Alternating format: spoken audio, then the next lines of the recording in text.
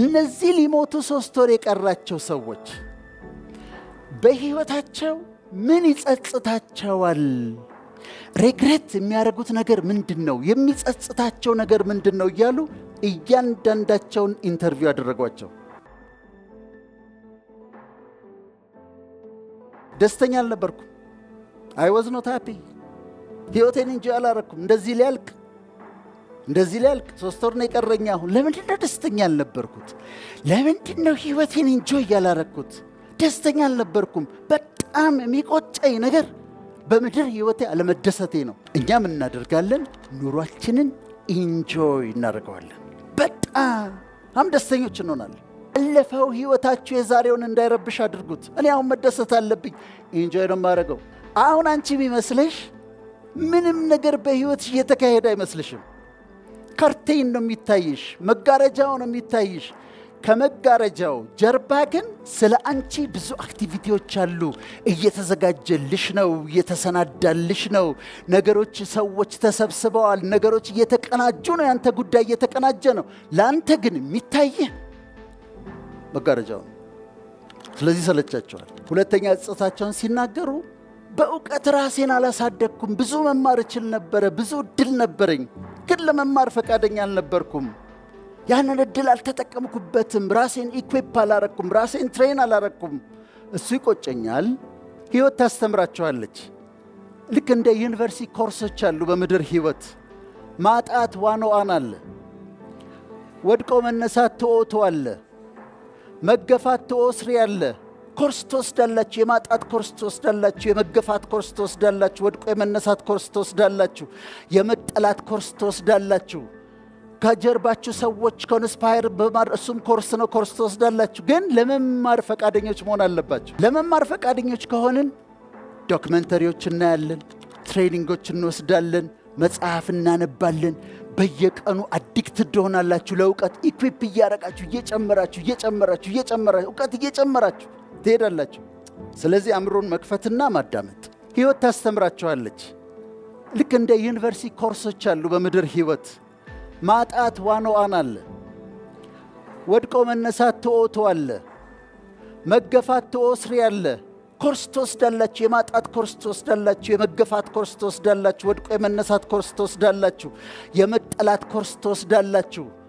ከጀርባችሁ ሰዎች ኮንስፓየር በማድረግ እሱም ኮርስ ነው፣ ኮርስ ትወስዳላችሁ። ግን ለመማር ፈቃደኞች መሆን አለባችሁ። ለመማር ፈቃደኞች ከሆንን ዶክመንተሪዎች እናያለን፣ ትሬኒንጎች እንወስዳለን፣ መጽሐፍ እናነባለን። በየቀኑ አዲክትድ ትሆናላችሁ ለእውቀት። ኢኩዊፕ እያረጋችሁ እየጨመራችሁ እውቀት እየጨመራችሁ ትሄዳላችሁ። ስለዚህ አእምሮን መክፈትና ማዳመጥ። ጡታችሁን በ4 ትከፍሉታላችሁ ሴቶቹ። ከዛ ጠዋት ስትነሱ ሻወር ስትወስዱ እንደ ዘበት ይሄኛውን ነምበር 1 ኳድራንት ቼክ ታደርጉታላችሁ። ያበጠ ነገር ነው የምትፈልጉት፣ የለም። ይሄኛውን ኳድራንት ፈለጋችሁ፣ የለም። ምንም ያበጠ ጠጠር ነገር የለም። ይሄኛውን ቼክ አረጋችሁ፣ የለም። ይሄኛውን ቼክ አረጋችሁ፣ የለም። ይሄኛውን ደግሞ ልክ እንደዚሁ ለ4 ትከፍሉና ቼክ። በየቀኑ ይሄንን ካረጋችሁ ብሬስት ካንሰር አያመልጣችሁ።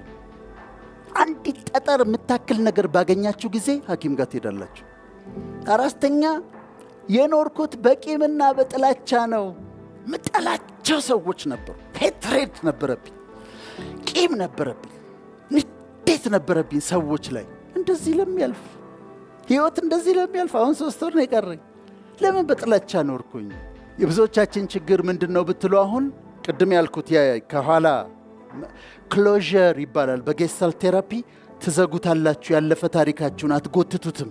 ወደዚህ የጎትታችሁ እንዲረብሻችሁ ይቅር ትሉና ክሎዥር ታደርጋል። ይሄኛውን ትዘጉትና አዲስ ህይወት መኖር ትጀምራላችሁ። 5ኛው ለቤተሰቤ ጊዜ አልሰጠሁም። ኮሚቴ ስብሰባ ስል ልጆቼ ሳላያቸውን ያደጉት። ለባለቤቴ ጊዜ አልሰጠዋትም። ለእናቴ ጊዜ አልሰጠዋትም። ቁጭ ብዬ አላዋራትም ነበር። ለአባቴ ጊዜ አልሰጠሁትም። እኔ ራሴን ፖፑላሪቲ ሳሯሩጥ። እናቶቻችሁ በህይወት ያሉ ሰዎች እዚህ መካከል በጣም እድለኞች ናቸው። እኛ እንዴት እንደሚያንገበግበን አታውቁ። ቁጭ በል ሂድና ከማዘር ጋር ቡና እየጠጣ ሽሮ እየበላ አውራቸው፣ አዳምጣቸው። ቤተ ክርስቲያን አብራቸው ሂድ፣ መስጊድ አብረሻቸው ሂጂ። ፋዘር ካሉ ቁጭ ብላ አጫውታቸው፣ ጊዜ ስጣቸው። እህት ወንድሞቻችሁ ካሉ ጊዜ ስጧቸው። ቁጭ በሉና እስቲ ያዋሯቸው። እንዴት ነው ህይወት? እንዴት ነው ትምህርት ቤት? እንዴት እየሆነ ነው? ቶክ ቱ ደም፣ ጊዜ ስጧቸው። በኋላ ቤኔፊቱን ታጭዳላችሁ። ለቤተሰቦቻችሁ ጊዜ ስጡ፣ ደስ ይበላችሁ። ስድስተኛ ሰዎችን አልረዳሁም። ልረዳቸው የምችላቸውን ሰዎች፣ አቅሙ እያለኝ ላግዛቸው የምችላቸውን ሰዎች አልረዳሁም። ሰባተኛ ህልሜን አልኖርኩም። ለአንድ ካምፓኒ 20 ዓመት ተቀጥሬ ለአንድ ካምፓኒ ነው የሰራሁት። ለአንድ ካምፓኒ። ለህልሜ አልኖርኩም፣ ለራእይ አልኖርኩም። ለካምፓኒ ነው ዕድሜን የገፈገፍኩት። በልፋትና በትጋት መካከል ልዩነት አለ። ልፋት እርግማን ነው። እርግማን ነው ልፋት። ዝም ብሎ መልፋት፣ መኳተን፣ መልፋት። በአቦ ሰጥ የሆነ ቢዝነስ ውስጥ መግባት፣ መሞከር፣ መክሰር፣ እዛ ውስጥ መግባት፣ መክሰር፣ እዛ ውስጥ መግባት፣ ይሄ እርግማን ነው። ትጋት ግን ዲሊጀንስ ግን በረከት ነው። አስተውላችሁ ነው የምትገቡት። በትጋት ትሰሩታላችሁ፣ በጥራት ትሰሩታላችሁ። ኢፌክቲቭ ናችሁ፣ ኤፊሽንት ናችሁ። ይሄኛው በረከት። አንዳንዶቹ ደግሞ ስምንተኛ ለምንድን የለፋሁት ይላሉ። ለምን ለፋው? ያ ሁሉ ልፋት፣ ሌሊት 11 ሰዓት ተነስቼ ወርክሆሊክ ነበርኩኝ። 16 ሰዓት ነበር የምሰራው። ልፋት። ቤት ሰራው፣ ይሄን አደረግኩ፣ ይኸው ልሄድ ነው። ልፋቴ ምን ነበረ? ምንድን ነው ዓላማው? ለምን ነው የምኖረው? ምን እያደረግኩ ነው? እኔ እንደዚህ ህይወት አጭር ከሆነ ምንድን ነው እያደረግኩ ያለሁት እንላለን። ህልማችሁን ግን ዲስከቨር ካረጋችሁ፣ ፓሽናችሁን ለይታችሁ፣ ምንድን ነው እኔ ስሰራው ደስ የሚለኝ የሚያቃጥለኝ ፓሽኔት የሚያደርገኝ ነገር ምንድን ነው ብላችሁ እሱ እንደሚያስተምር ህልማችሁን ኮንስትራክት አድርጋችሁ ካገኛችሁት በኋላ ከዛ በኋላ የምትኖሩት ስለ ህልማችሁ ነው። ስለዚህ ፐርፐዝ አላችሁ። የሚያስተናግድ ሰው ነበረ እና ነጭ ነው ያስተናግዳል። ዌይተር ነው። በጣም እየሳቀ እየተጫወተ ነው የሚያስተናግደው። ደስ ስላለኝ እኛ ጋር ሲመጣ እኛ ጋር ሲደርስ ሰላም አልኩት። ሆን ብዬ how are you doing አልኩት። እንዴት ነህ አልኩት። ሲመልስልኝ ምን አለ? living my dreams አለኝ። ማረጋገጥ ፈለግኩ በትክክል ምን እንዳለኝ እና ደግሜ ጠየቅኩት። how are you doing? living my dreams አለኝ እና በጣም ተገረምኩ። እሱ አሁን ዌይተርነት ድሪሙ አይመስለኝም፣ ግን ያየውን ድሪም ከሩቅ አይቶ ጎትቶ አምጥቶ ወደዛ እየሄደ እንደሆነ በመረዳት አሁን ራሱ ህልሜን እየኖርኩት ነው። ከዛ ጠየቁት፣ ሁል ጊዜ ሰው ሰላም ሲልህ እንደዚህ ነው የምትለው አልኩት። ሁል ጊዜ አለኝ። ሰላም ሲሉኝ መመልሰው living my dreams ነው የምለው አለ እና ኢምፕሬስ አደረገኝ። ምንድን ነው ይሄ? ምን ማለት ነው? የምድር ኑሮስ ምንድን ነው? ለምንድን ነው የተወለድ ነው? ለምንድን ነው እዚህ ምድር ያለ ነው? ወዴትስ ነው የምንሄደው? የሚል የሚኒንግ ጥያቄ፣ የኤግዚስተንሻሊዝም ጥያቄ። ኤግዚስተንሻሊዝም ማለት የምድር ኑሮን ትርጉም ፍለጋ የሚያጠና ፍልስፍና አካል ነው። ለምንድን ነው ያለ ነው? በጣም አጭር ነው። ዘጠነኛው ለሰዎች ፍቅሬን አልገለጽኩም። እወድሻለሁ አላልኩም፣ እወድሃለሁ አላልኩም፣ ታንኪው አላልኩም። ሰዎችን በምትችሉት መጠን ሰዎችን እርዱ። ባገኛችሁት አጋጣሚ አትለፏቸው። ምን እንደሚፈጠር አታውቁ። ቤተሰቦቻችንን ፍቅራችንን መግለጽ፣ ታንኪዩ ማለት፣ አመሰግናለሁ፣ ይሄ ያደረክልኝ ነገር አረሳውም፣ ባለውለታዬን አመሰግናለሁ። ደግሞ ማድነቅስ አሁንም እየለዩ። ስለዚህ አድንቁ፣ አፕሪሼት አድርጉ፣ ታንኪዩ በሉ። በቃ መልካምነትን አታቃቂ። ይሄ ደግሞ ስጦታዬ ነው፣ ፍቅራችሁን ግለጹ። የመጨረሻ 10ኛው ሃይማኖትን ንቀት ነበረብኝ። ሃይማኖት ላይ መንፈሳዊ ነገር ትራሽ ነበር የምቆጥረው። ሰዎች ሲለምኑኝ በተለያየ መንገድ መንፈሳዊነትን እጠላ ነበረ። ቦሪንግ ነበር ለኔ። እሱ ይቆጨኛል ይላሉ። ለመንፈሳዊ ህይወት የምሰጠው ኤምፋሲስ በጣም ሃይ ነው። ምክንያቱም ቦዲ ሶል ስፒሪት ነኝ እኔ። ለቦዲ የማረግለት አለ። ሻወር አረጋዋለሁ፣ ምግብ መግበዋለሁ፣ ቅድም እንደተባለው ቫይታሚን እሰጠዋለሁ። ለሶሌ ደግሞ ማይንድ ማለት ነው፣ ኢሞሽን ኮግኒሽን ምናምን ያሉበት ዲፓርትመንት ነው። መጽሐፍ አነብለታለሁ፣ ኢንተርቴንመንት ወስዳለሁ፣ እውቀት ኮንሱም አደርጋለሁ፣ እንከባከባለሁ ሶሌንም ማይንድን ማለት ነው። how about your spirit? መንፈሳችሁን ኢግኖር ካረጋችሁት አስቸጋሪ ነው። ለዛውም ዋነኛው እኛነታችን ነው። ስለዚህ ለስፒሪት ደግሞ የሚያስፈልገውን ነገር አረጋለሁ፣ ወርሺፕ አረጋ። በፍጹም በመንፈሳዊ ህይወት ያላፍርም። እውነታ ትክክለኛ የሚገልጸው የእንግሊዝኛ ቃል ሪያሊቲ ነው። በሴንስ ኦርጋኖቻችን የምናረጋግጠው ሪያሊቲ አለ። ሳይንቲፊክ በሆነ መንገድ የምናረጋግጠው ሪያሊቲ አለ።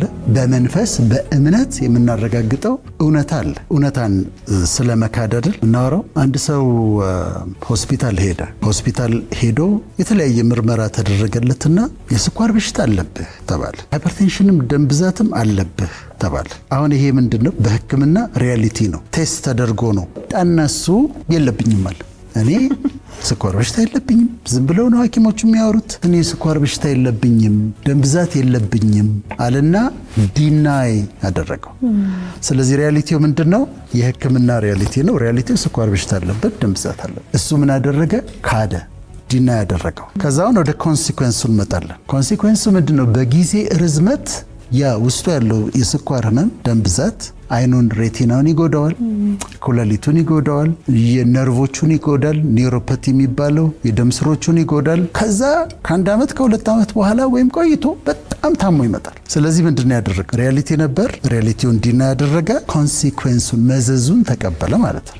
ከራስ ማንነት የሚጋባ አይደለም ወይ? አሁን እውነታ እኛ ለራሳችን ያለን እውነታ ለራሳችን የምናንጸባርቀው እውነታ ተዛብቶብናል ብለህ ታምናለህ? ሰዎች የራሳቸውን እውነታ እንዴት ነው መጀመሪያ መረዳት ያለባቸው? በማህበረሰብ ውስጥ ስኬት የሚባለውን ነገር ሰክሰስ የሚባለውን ነገር የሳልንበት መንገድ እኔ የተሳሳተ ነው ብዬ አስባለሁ። ግን ስኬት ማለት በትውልዱ መካከል በቃ ሚሊዮነር ቢሊዮነር እንደዚህ የራስ ድርጅት ያለው በጣም ሀብታም የሆነ ቢሊዮነር የሆነ ስኬት ማለት ይሄንን አድርገን አስቀምጠናል።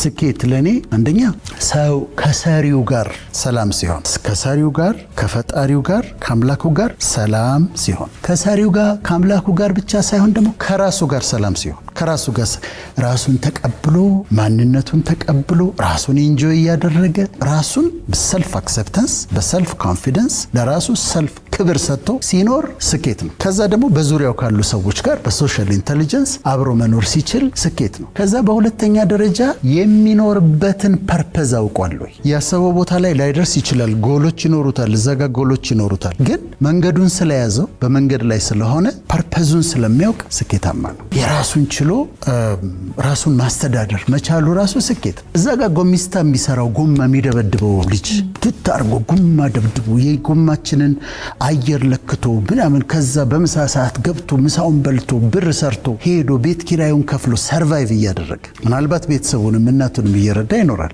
ይሄ ልጅ ስኬታማ እንደሆነ ልንነግረው ይገባል። ግን ስኬታማ ለመባል የግድ የራስህ ድርጅት ኖሮ ሀብታም ሆነ መሆን አለበት።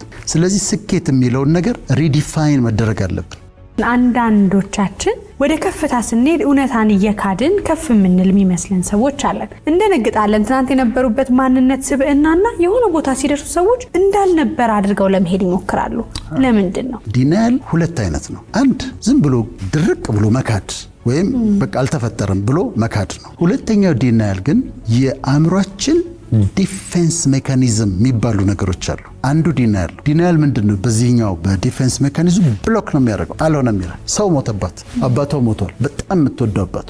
ከዛ አእምሯ ምን ያደርጋል? ብሎክ ያደርግና አልሞተም ይላል። ስለዚህ አባቴ አልሞተም ትልሻል፣ እንዲቀበር ሄደን አልሞተም፣ ስለዚህ አትዝም ብሎ ዲናያል ነው። ይሄ ጠንካራ ዲናያል ነው። አክሴፕት ማረክ። ይሄ ነው እውነታው። የኔ ህይወት ኑሮዬ ይሄ ነው፣ አኗኗሪ ይሄ ነው። ይሄንን እውነታ ታወጭና ነፃነት ይሰጥሻል። ዲናያልን ማስወገድ የሚከተለውን ኮንሲኩዌንስ እንዲከላከል ያደርግልናል። ለብዙ ሰዎች ለወጣቶች በተለይ እንዴ በቃ እንደዚህ መኖር ይቻላል ማለት ነው እንዴ ብለው እንትንሽን ሲምፕሊሲቲሽን ስታሳያቸው ሀብትን አይቼዋለሁ። ያ ሀብት ግን ደስታን ሲያመጣ አላየሁ። አሁን ግን በጣም ደስተኛ ነኝ።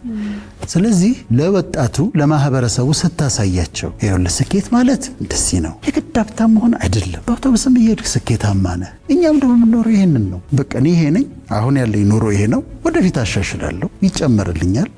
መጽሐፍ ቅዱስም ይላል ያለኝ ይበቃኛል፣ እንግዲህ ደግሞ ይጨመራል። አሁን ነው ደስተኛ መሆን ያለብሽ፣ አሁን ነው ደስተኛ መሆን ያለበት። ተማሪ ሆን ምንም በሌለበት አክሴፕት አድርጎ ነገ ይለወጣል። ግን ዛሬ ህይወቱን ኢንጆይ ማድረግ መጀመር አለበት። ከጠበቅን ግን ምን ይሆናል መሰለሽ? እሺ ግራጁዌት አደረገ፣ ከዛ ደግሞ ስራ መፈለግ አለበት፣ ደግሞ ስራን ከዛ ደግሞ ማግባት አያልቅም። ደስተኛ ሳይሆን ያልፋል። በውሳኔ የተሰጠንን ኑሮ ኢንጆይ እናደርጋለን። በሲምፕሊሲቲ እናምናለን። ከዛ ራሳችን እንቀበላለን። ይህ ነኝ፣ የሚታረም ነገር አለው እታረማለሁ፣ የሚስተካከል ነገር አለ እኔ ጋ አስተካክላለሁ፣ መለወጥ ያለበት ነገር አለ እለውጣለሁ። ከሌ ለመሆን አልፈልግም፣ አልሞክርም። እኔ ራስን ከሌላ ሰው ጋር አለማወዳደር፣ አለማነጻጸር፣ የብቸኝነት ስሜት ኢንፌሪዮሪቲ ኮምፕሌክስን ማስወገድ። አንዳንድ የኛ እውነታ ውስጥ የኛ ማንነት የለበትም። ብዙሃኑ የተስማማበት እውነት የሚገባት ነው ለሀገራችን፣ እውነት ለኛ እኛን ማንነት መሰረት ያደረገ ነው፣ አሁን የሚያስፈልገን ነው ይላሉ። መቼም አንዱ ሆነን ብዙሃን ሆነን ስንተገብረው መፍትሄው ትልቅ ይመስለኛል። ሰው እንዲመስለው አድርገን የምንኖረው ኑሮ ህዝቡንም ያሰቃያል፣ ማህበረሰቡን ያሰቃያል፣ እኛንም ያሰቃየናል። ጥቂት ጀግኖች ያስፈልጋሉ። አርአያ ሆነው የሚወጡ ሰዎች አሉ። እነዚህ አርአያ ሆነው የሚወጡ ሰዎች ሞዴል የሆኑና ሮል ሞዴል የሆኑና ጀግና ናቸው። ኑሯቸውን ያሳያሉ። ይሄ ነው ይላሉ። ሊሚቴሽናቸውን፣ ድካማቸውን እንዲኩዴን ድካም አለብኝ ብለው ይናገራሉ። እንደዚህ ይቻላል እንዴ ይላል። ራስን መቀበል ከየት ይጀምራል? ከቤተሰብ። እኔ ቤተሰቦቼ እኮ ገበሬዎች ናቸው። አባቴ ጫማ ሰፊ ነበር፣ እናቴ እንጀራ ጋጋሪ ነበረች፣ በጣም ነበሩ። ባለመደበቅ ራስን መቀበል በቃ ፈውስ ነው። ችግር ካለበት እኔ የችግሩ አካል ነኝ፣ ጥሩ ነገር ካለው የጥሩ ነገሩ አካል ነኝ። this is my people። ይሄ ነው የኔ ህዝብ፣ ይሄ ነው። አንካድ፣ ሪያሊቲን አንካድ። ራሳችንን ያልሆነውን ነገር ሆነን የሆነውን ነገር ሆነን እንቅረብ። ከዛ እንትን ሊኖር ይችላል። ቅድም እንዳልሽው እንዴት ምን ነው በአንተ ደረጃ እና ሊሉ ይችላል። ይበሉ። ሪያሊቲው ይሄ ነው።